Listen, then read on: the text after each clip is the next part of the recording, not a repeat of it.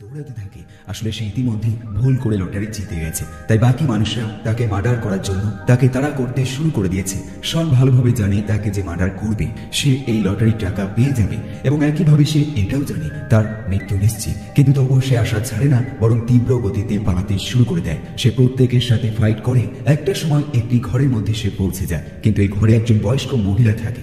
শন সবার প্রথমে এই মহিলার ফোনটা ভেঙে ফেলে, যাতে সে তার ব্যাপারে বাইরে কোনো রকম খবর দিতে না পারে। কিন্তু সমস্যা হলো এই বয়স্ক মহিলাও এই নতুন খেলার নিয়ম ভালোভাবে জানে, তাই সে লুকিয়ে তার ব্যাগ থেকে বন্দুক বের করে ফেলে এবং সঙ্গে সঙ্গে শনকে মার্ডার করে ফেলে। এরপর সে টিকিটটা নিয়ে নেয় এবং তাকে সরকার থেকে $22 মিলিয়ন এক বিশাল চেক দেওয়া হয়। এরপর তাকে টিভিতে লাইভ টেলিকাস্ট করা হয়, আর এই সব কিছু একসাথে দেখে মহিলাটি খুব খুশি হয়ে যায়। এরপর একটা মাস কেটে যায় এবং একটি বাসে কেটি নামের একটি মেয়েকে দেখানো হয়, যে কিনা একজন অভিনেত্রী, এবং তার এই অভিনয় জীবন পুনরায় শুরু করার জন্য সে লস অ্যাঞ্জেলেসে চলে এসেছে। সে যখন বাসে বসে থাকে সে লক্ষ্য করে এক ব্যক্তি তার ছোট্ট মেয়ে সন্তানকে খুব বেশি বকা দিচ্ছে, কারণ সে রিসেন্ট হয়ে যাওয়া অভিনয় প্রতিযোগিতাতে মোটেও ভালো ফলাফল করেনি। এখন যেহেতু কেটি একজন অভিনেত্রী, তাই সে এই ব্যক্তির কাছে এগিয়ে যায় এবং একজন পুলিশ অফিসার হওয়ার মিথ্যে অভিনয় করে এবং তাকে ভয় দেখায় যাতে সে তার ছোট্ট মেয়েকে আর এরকম বকা না দেয়। আর এতে কাজ হয়ে যায়। মানুষটি বুঝতেই পারে না এই মেয়েটি কোনো পুলিশ অফিসার নয়, বরং একজন অভিনেত্রী। এখন এই ঘটনা যখন অন্য এক মহিলা যে কিনা কেটির পাশে বসেছিল সে যখন জানতে পারে, সে কেটির উপর ইমপ্রেস হয়ে যায় এবং তাকে এরকম অভিনয় করার জন্য আরো উৎসাহিত করে। এরপর সে যখন এই বাস ছেড়ে চলে যায়, কেটি লক্ষ্য করে এই মহিলাটি তাকে উৎসাহিত করার জন্য হাত মিলায়নি, বরং তার হাতের ঘড়িটা সে চুরি করে নিয়ে পালিয়ে গেছে। আর এই জিনিসটা তাকে একদম চমকে দেয়। সে বাস থেকে বাইরে একটি পোস্টার দেখতে পায়, যেখানে একটি প্রোটেকশন এজেন্সির অ্যাড চলতে থাকে।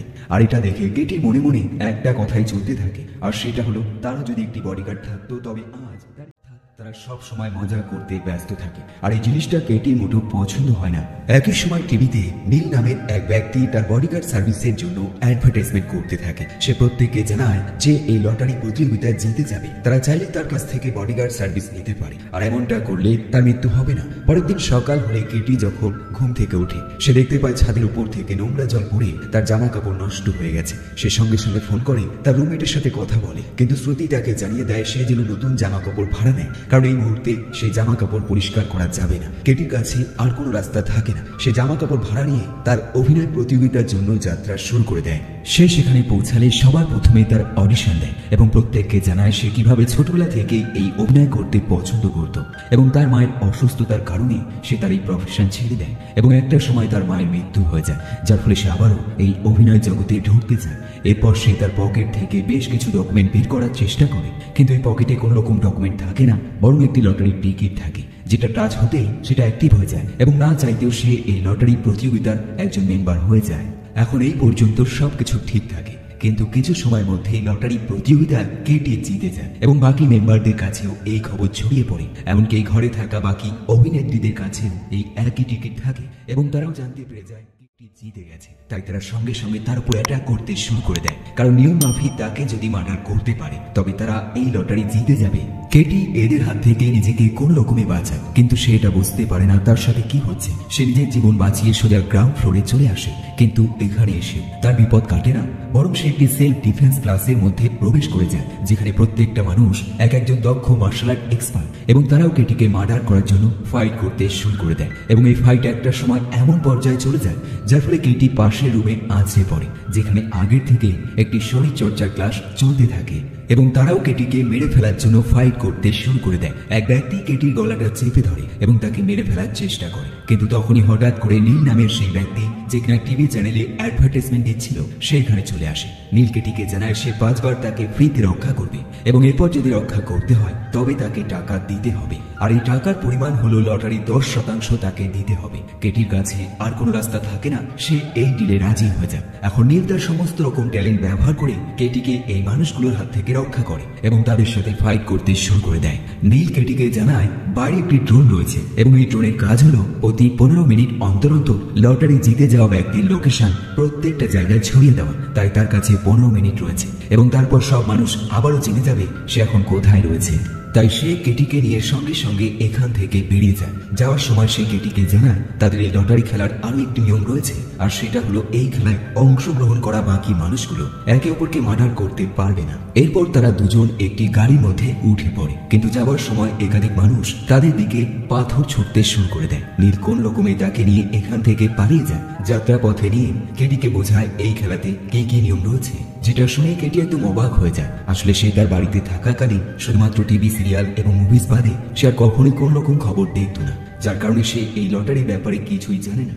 এখন এইসবের মধ্যে বেশ কিছু মানুষ বাইক নিয়ে তাদেরকে তাড়া করে এবং তাদের উপর পাথর ছুটতে শুরু করে দেয়। নীল কেটিকে একটি হেলমেট পরিয়ে দেয় এবং সে তার গাড়ি আরো তীব্র গতিতে চালাতে শুরু করে দেয়। পেছনে থাকা মানুষগুলো গাড়ির উপর আগুন ধরিয়ে দেয়। নীল কোনো উপায় তার গাড়িটা একটি পুরনো ধ্বংস হয়ে যাওয়া বিল্ডিং এর মধ্যে প্রবেশ করা। এখন এই কঠিন পরিস্থিতিতে কেটি প্ল্যান করে সে গেম থেকে নিজেকে বের করে ফেলবে। তাই সে সেই টিকিটের মধ্যে বারবার ট্যাপ করতে শুরু করে দেয়, কিন্তু এতে কাজ হয় না, কারণ এই গেম থেকে বের হতে হলে তাকে শহরের বাইরে যেতে হবে, আর এটাই তাদের গেমের নিয়ম। এখন এদেরকে ফলো করতে থাকা সেই বাইকারগুলো এই পুরনো ধ্বংস হয়ে যাওয়া বাড়ির মধ্যে প্রবেশ করে। নীল তাকে বাঁচানোর জন্য তার গাড়িটা দ্রুত গতিতে এই ঘরের মধ্যে চালাতে শুরু করে দেয়, যার ফলে পুরো ঘরটা ধুলোতে ভরে যায় এবং এই সুযোগে এরা দুজন এখান থেকে পালিয়ে যায়। কিন্তু এতেও তারা সুরক্ষিত হয় না, বরং এক নতুন বাইকার গ্যাং তাদেরকে ফলো করতে শুরু করে দেয়। আর এমন অবস্থায় সেই বাড়ি থেকে একজন মহিলা তাদের গাড়ির মধ্যে লাফ দেয় শুধুমাত্র কেটিকে মার্ডার করার জন্য। কেটি ভয়ে তার পকেট থেকে অস্ত্র বের করে ফেলে, একইভাবে নীলও তার পকেট থেকে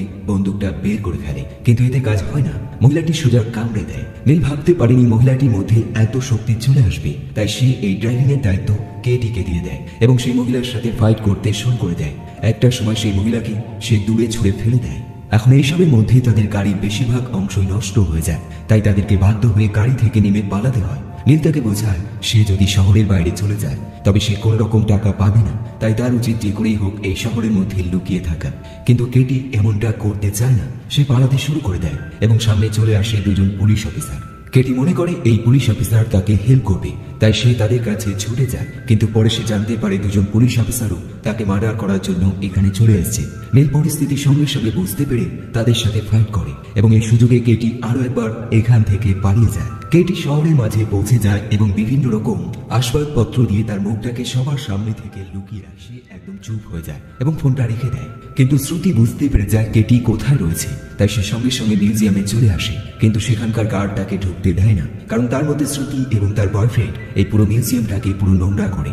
কিন্তু শ্রুতি এখানেই থামে না, সে এই গার্ডকে পা দিয়ে সজোরে একটি আঘাত করে এবং তাকে অজ্ঞান করে ফেলে। এরপর সে যখন ভেতরে প্রবেশ করে কেটি আস্তে আস্তে এখান থেকে পালানোর চেষ্টা করে, কিন্তু তখনই ডিজে নামে সে ছেলেটি তাকে চেপে ধরে। কেটি কোন রকমের শ্রুতির উপর হামলা করে, যার ফলস্বরূপ শ্রুতি এবং তার বয়ফ্রেন্ড মিলে কেটির উপর হামলা করতে শুরু করে দেয়। কেটি কোন রকমে এখান থেকে পালানোর চেষ্টা করে, কিন্তু শ্রুতি আরো একবার তাকে পিছন থেকে হামলা করে। এরপর এরা দুজন কেটিকে মারতে মারতে অন্য একটি রুমে নিয়ে যায়। কেটি এখানে কোন রকমে বেঁচে যায় এবং সেই রুমে চলে যায় যেখানে একজন গার্ড রয়েছে। সে সবার প্রথমে সামনের শাটারটা নামিয়ে দেয় এবং তারপর গার্ডের শরীরটা পুনরায় আগের মতো করে ফেলে এবং তারপর এই শাটার বন্ধ হওয়ার আগে সে বাইরে বেরিয়ে যায় এবং ভিতরে আটকে পড়ে শ্রুতি এবং তার বয়ফ্রেন্ড। কেটি বাইরে বেরোলে একজন বাস ড্রাইভার তাকে দেখে ফেলে এবং সে অ্যানাউন্স করে দেয় সে বর্তমানে কোন লোকেশনে রয়েছে, যার ফলে শহরের প্রত্যেকটা মানুষ কেটিকে ঘিরে ফেলে। কিন্তু তারা আঘাত করবে তার আগে নীল এখানে একজন পুলিশ অফিসারের গাড়ি নিয়ে চলে আসে। কিন্তু কেটি এতে সন্তুষ্ট হয় না, কারণ প্রতিবার নীল তাকে তখন বাঁচাতে আসে যখন সেই প্রায় মৃত্যুর মুখে পৌঁছে যায়। একটা সময় এরা দুজন একজন মেশিন গান ওনারের কাছে পৌঁছায় যার নাম কেলি, কিন্তু তখনই এখানে সেই বাসটা চলে আসে যার মধ্যে প্রচুর লোক থাকে যারা কিনা কেটিকে মারতে চায়।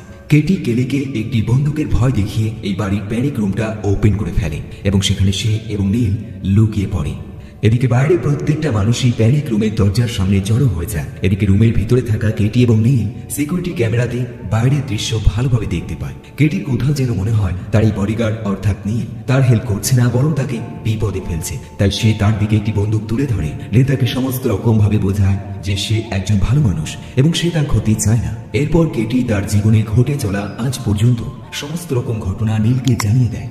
নীলের এই কথাগুলো বিশ্বাস হয়ে যায়, যার ফলে কেটি তার বন্দুকটা নিচে নামিয়ে ফেলে এবং নীলকে জিজ্ঞেস করে তুমি কেন মানুষকে রক্ষা করছো, এর পেছনে আসল কারণ কি। নীল জানায় তার জীবনে দুটো লক্ষ্য রয়েছে, প্রথমটা হলো মানুষকে রক্ষা করা এবং দ্বিতীয়টা হলো এমন কিছু টাকা ইনকাম করা যার সাহায্যে সে মানুষকে রক্ষা করতে পারে। এদিকে বাইরে শ্রুতি কেলিকে টর্চার করতে করতে সেই প্যানিক রুমের পাসওয়ার্ড সে কালেক্ট করে ফেলে। আর এই সব নীল এবং কেটি সিকিউরিটি ক্যামেরাতে দেখে ফেলে। নীল সঙ্গে সঙ্গে সাহায্যের জন্য তার এক বন্ধুর কাছে কল করে এবং জানিয়ে দেয় সে যেন এই লোকেশনে ফোন স্ট্রাইক অন করে দেয়। এরপর সে তার এবং কেটির ফোনটা পাশের লকারের মধ্যে লুকিয়ে ফেলে, এমনকি নিজেদেরকেও পাশে থাকা আলমারির মধ্যে লুকিয়ে ফেলে। এদিকে বাইরের শ্রুতি পাসওয়ার্ড ব্যবহার করে এই প্যানিক রুমে ঢুকে পড়ে এবং ঠিক পরের মুহূর্তে প্রত্যেকের হাতে থাকা ফোনগুলো এক এক করে ব্লাস্ট হতে শুরু হয়ে যায়। আসলে এটাই ফোন স্ট্রাইক, যার ফলস্বরূপ প্রত্যেকে আহত হয়ে যায়। এরপর কেটি এবং নীল বাইরে বেরোলে তাদেরকে বেশ কিছু গার্ড নিতে চলে আসে। এরা এখানে আসে এটাই দেখার জন্য যে লটারির নিয়মকে লঙ্ঘন করেছে এবং বন্দুকের গুলি কারা চালিয়েছে। এই গার্ডগুলো কেটিকে এখান থেকে নিয়ে যাওয়ার জন্য প্ল্যান করে ফেলে, কিন্তু কেটি একা যেতে চায় না। সে জোরপূর্বক নীলকেও তার সাথে নিয়ে যায়। এরপর বেশ কিছু সময় কেটে যায় এবং কেটি একটি হেডকোয়ার্টারে পৌঁছায়, যেখানে তার সাথে দেখা হয় লুইস নামের এক ব্যক্তির সাথে। কেটি প্রথমবার জানতে পারে এটা হলো একটি সিকিউরিটি কোম্পানি, আর নীল সাহায্যের জন্য এদেরকে কল করেছিল। একইভাবে সে জানতে পারে একটা সময় নীল এই কোম্পানির হয়ে কাজ করত, কিন্তু এখন সে এই কোম্পানির আন্ডারে কাজ করে না। লুইস কেটিকে জানায় সে বর্তমানে সবচেয়ে সুরক্ষিত বিল্ডিং এ রয়েছে এবং এই বলে সে তাকে একটি ফোন গিফট করে, কারণ ফোন স্ট্রাইকের কারণে তার ফোনগুলো নষ্ট হয়ে গেছে। একইভাবে সে দেখায় তার পকেটে গ্রানাইট রয়েছে। কেটি ভিতরে প্রবেশ করলে সে দেখতে পায় এই কোম্পানি আজ পর্যন্ত কতগুলো মানুষকে এই মৃত্যুর হাত থেকে রক্ষা করেছে এবং লটারি জিতিয়ে দিয়েছে। লুইস জানায় তারা এই কাজের জন্য লটারির 30% টাকা নিয়ে থাকে। কেটি এই সবকিছু শুনে সে সঙ্গে সঙ্গে এই ডিলে রাজি হয়ে যায়। লুইস কেটিকে জানায় বর্তমানে প্রচুর মানুষ তাদের এই বিল্ডিংটাকে ঘিরে ফেলেছে, তাই তার উচিত একটি আন্ডারগ্রাউন্ডে সুরক্ষিতভাবে আশ্রয় নেওয়া। এখন এই কাজ করার আগে বেশ কিছু মেডিকেল এক্সপার্ট তার পুরো শরীরটা ভালোভাবে চেক করে এবং দেখে কোথাও কোনো ক্ষত স্থান রয়েছে কিনা। এখন এইসবের মধ্যে নীল তার জীবনিক মেশিন কেটির কাছে নিয়ে আসে, আর এই মেশিনের সাহায্যে কেটির মুখের আকৃতি সম্পূর্ণ চেঞ্জ হয়ে যায়। তাকে দেখতে এখন বয়স্ক মানুষের মতো লাগে, কিন্তু এই জিনিসটা দেখে নীল বেশ চিন্তায় পড়ে যায়, কারণ এই প্রসেস কন্টিনিউ চালিয়ে যাওয়া মোটেও ভালো ডিসিশন নয়, কারণ এতে খরচ অনেক বেশি। নীল অনেক ভাবনা চিন্তা করে এবং সে প্রথমবার বুঝতে পারে লুইস নামের এই ব্যক্তি মানুষদেরকে এত টাকা পয়সা খরচ করে বাঁচিয়ে রাখছে, কারণ সে গোপন ভাবে এদেরকে মার্ডার করে টিকিটের টাকাটা নিজে নিতে চায়, আর এটাই তার প্ল্যান। এরপর লুইস কেটিকে অন্য একটি গাড়ির মধ্যে উঠতে বলে। কেটি আগের মতো নীলকে তার সাথে নেবার চেষ্টা করে, কিন্তু এবার লুইস তাকে সেই পারমিশন দেয় না, যার ফলস্বরূপ কেটি লুইসকে সজোরে একটি লাথি মারে এবং এই সুযোগে নীল বাইরের শাটারটা খুলে দেয়, যার ফলে বাইরের মানুষ ভিতরে প্রবেশ করে যায়। কিন্তু তারা কেটির উপর হামলা করে না, কারণ তার মুখ সম্পূর্ণ চেঞ্জ হয়ে গেছে এবং তারা তাকে চিনতে পারে না। নীল এই সুযোগে কেটিকে এখান থেকে পালাতে বলে এবং তাকে একটি গাড়ির চাবি দিয়ে দেয়। একইভাবে জানায় সে এখানে থাকবে এবং তাদের সাথে লড়াই করবে। লুইস এবং তার গার্ডরা নীলকে খুব বেশি মারধর করে এবং এটা জানার চেষ্টা করে কেটি বর্তমানে কোথায় রয়েছে, কিন্তু সে কোনো রকম ইনফরমেশন তাদেরকে দেয় না। লুইস তার এআই এর সাহায্যে প্রথমবার জানতে পারে তাদের একটি গাড়ি করে কেটি এখান থেকে পালিয়েছে, তাই সে সঙ্গে সঙ্গে গার্ডদের অর্ডার দেয় সেই গাড়িটি ফলো করার জন্য। অন্যদিকে গাড়ির মধ্যে কেটি গাড়ির লোকেশন বন্ধ করে দেয়, যার ফলে লুইসের কাছে সেটা ট্র্যাক করা প্রায় অসম্ভব হয়ে যায়। একই সময় সোশ্যাল মিডিয়াতে কেটি বেশ ফেমাস হয়ে যায়, কারণ সে একমাত্র মেয়ে ছিল যে কিনা লটারি জিতে যাবার পর এখনো জীবিত রয়েছে, তাই প্রত্যেকে তাকে হিরো মনে করতে শুরু করে দেয়। এখন এইসবের মধ্যে লুইস কেটির কাছে একটি ফোন করে এবং জানায় সে যদি তার কাছে ফিরে না আসে তবে সে নীলকে মার্ডার করে ফেলবে, আর এই বলে সে বেশ কয়েকটা গুলি তার পায়ের মধ্যে ফায়ার করে দেয়। কেটি বেশ চিন্তায় পড়ে যায়, কিন্তু এই পরিস্থিতিতে নীল তাকে বারবার বোঝায় সে যেন তার খেয়াল রাখে এবং এখান থেকে চলে যায়। কিন্তু অনেক ভাবনা চিন্তা করার পর কেটি লুইসের শর্ত মেনে নেয়। অন্যদিকে লুইস নীলকে একটি পুরনো থিয়েটারে নিয়ে যায় এবং প্রথমবার জানায় সে যখন অতীতে একসাথে কাজ করত তখন সে ভালোভাবে জানতো তারা যাদেরকে মার্ডার করত তারা নির্দোষ এবং ভালো মানুষ, কিন্তু তবুও সে এটা করতো কারণ এমনটা করলে তারা অনেক টাকা পেত, আর এটাই তার কাছে সবচেয়ে গুরুত্বপূর্ণ বিষয়। এখন এই কথাবার্তার মধ্যে কেটি এখানে চলে আসে এবং তার হাতে একটি বন্দুক থাকে। সে লক্ষ্য করে তারা দুজনে একটি স্টেজের মধ্যে রয়েছে যেখানে লুইস নীলকে আবদ্ধ করে রেখে দিয়েছে। কেটি তাদেরকে ওয়ার্নিং দেয় সে যদি নীলকে না ছাড়ে তবে সে নিজেকে মার্ডার করে ফেলবে, আর এমনটা করলে এই লটারির টাকা কেউ পাবে না। লুইস প্রথম দিকে এটা বিশ্বাস করে না, কিন্তু কেটি তার হাতে বন্দুকটা তার নিজের মাথায় ধরে এবং একইভাবে একটি মোবাইলের সাহায্যে সবকিছু রেকর্ড করতে শুরু করে দেয়। সে জানায় এই ভিডিও ফুটেজের সাহায্যে সে এটা প্রমাণ করে ফেলবে এই গুলি লুইস চালিয়েছে। আসলে কেটির হাতে একটি গ্লাভস রয়েছে এবং একইভাবে এই বন্দুকটা সে লুইসের গাড়ি থেকে নিয়ে এসেছে, অর্থাৎ এর মধ্যে আগের থেকেই তার হাতের ফিঙ্গারপ্রিন্ট রয়েছে। লুইস ভালোভাবে বুঝতে পারে কেটি সব রকম প্ল্যান করে এখানে চলে এসেছে, তাই সে বাধ্য হয়ে তার সাথে একটি ডিল করার প্ল্যান করে ফেলে। কিন্তু কেটি তার এই ডিলে রাজি হয় না, বরং তাকে সজোরে একটি লাথি মেরে দূরে ফেলে দেয় এবং তারপর সে জানায় এই সব কিছুই তার অভিনয় ছিল। আসলে তার বন্দুকে কোনো গুলি নেই এবং তার ফোনটাও সোশ্যাল মিডিয়াতে কানেক্ট নেই। এরপর কেটি এখান থেকে পালানোর চেষ্টা করে, কিন্তু থিয়েটারের প্রত্যেকটা দরজা বাইরের মানুষ বন্ধ করে দেয় এবং তারা কেটিকে আরো একবার তাড়া করতে শুরু করে দেয়। কেটি কোনো উপায় না পেয়ে থিয়েটারের মধ্যে থাকা প্রত্যেকটা জিনিস ব্যবহার করে তাদের সাথে লড়াই করতে শুরু করে দেয়। একটা সময় লুইস কেটির একটা পা চেপে ধরে এবং তাকে মেরে ফেলার চেষ্টা করে।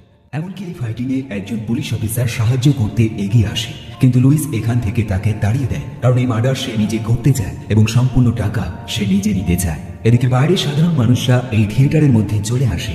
নীল এই সবকিছু দেখে তার হাত বাঁধা অবস্থায় চেয়ার নিয়ে তাদের সাথে ফাইট করতে শুরু করে দেয় এবং এই ফাইট করতে করতে একটা সময় সেই চেয়ার ভেঙে ফেলে। একই সময় কেটি লুইসের হাতে কামড়ে দেয়, আর এটাই তার সবচেয়ে বড় অস্ত্র তৈরি হয়ে যায়। এরপর সে লুইসের কাছ থেকে সেই চাবিটা নীলকে দিয়ে দেয়, যার সাহায্যে তার হাতের তালাটা খুলতে পারবে। আর এমনটা করার ফলে নীল আরো স্বাধীনতা পেয়ে যায় ফাইট করার জন্য। এবং একই সময় শ্রুতি নামে সেই মেয়েটি হাতে একটি লাঠি নিয়ে এখানে চলে আসে এবং কেটি এখন ফাইট করতে করতে তার এই জিনিসগুলো অভ্যাস হয়ে গেছে, তাই খুব সহজেই সে শ্রুতিকে আরো একবার এই ফাইটে হারিয়ে দেয়। আর এমনটা করতে করতে লটারি আর 4 মিনিট বেঁচে থাকে, অর্থাৎ 4 মিনিট যদি কেটি জীবিত অবস্থায় থাকতে পারে তবে এই লটারি সে জিতে যাবে। এখন এই অবস্থায় একাধিক মানুষ এই থিয়েটারে প্রবেশ করে, তাদের প্রত্যেকের একটাই লক্ষ্য থাকে, আর সেটা হলো তারা কেটিকে মার্ডার করতে চায় এবং এই টাকা নিজেই করতে চায়। এদিকে নীল লুইসের সাথে কন্টিনিউ ফাইট চালিয়ে যায়। কেটি এই সুযোগে স্টেজের একদম ওপর অংশে উঠতে শুরু করে দেয়, কারণ সে জানে তার জীবন বাঁচাতে হলে তাকে এটা করতেই হবে।